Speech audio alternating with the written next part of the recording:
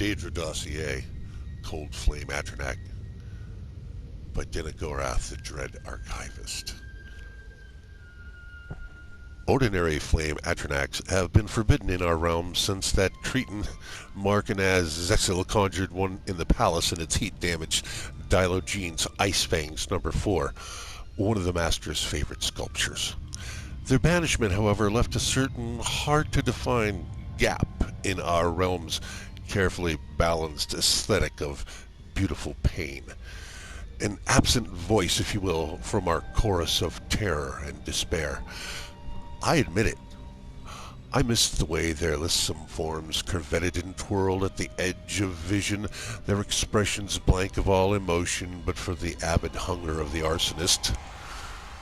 I thus made it my purpose, when the duties of my office could spare me, to find a substitute for the exiled flame Atronachs. Some other conjurable entity that would replace the charismatic peril of their presence.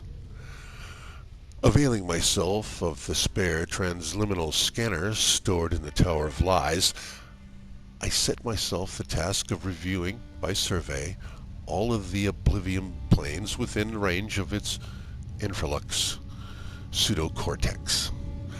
I scanned over 37,000 different planes, chaos realms, and pocket realities before I found what I was looking for in DOP 9497. 0.15, known to its curious inhabitants as the Force Sinus of Takabar. I immediately recognized the plane as a sort of decoalescent inversion of DOP-6. Interface, well known to conjurers of all races as the home plane of the common flame Atronach.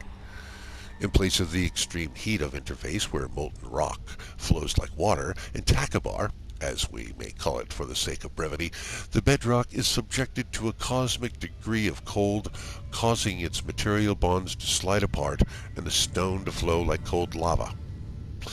It was there in Takabar that I finally saw, in the insect-eyed lenses of the transliminal scanner, images of gyrating Atronachs that burned with cold blue flames.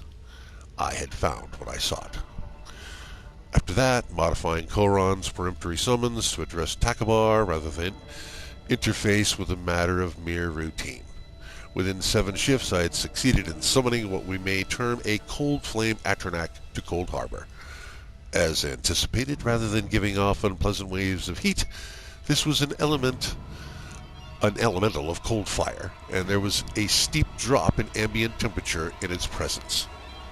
This, of course, was all to the good. In behavior, my cold flame Atronach behaved in all ways like an ordinary flame Atronach. It was just as irritable, casting blue fireballs at any who threatened it, and conjuring pillars of cold flame at need. This perfectly fills the niche of hovering sentry, formerly filled in Cold Harbor by their igneous cousins, and that is the main function they now fulfill in our master's realm. I think I'll kill her again.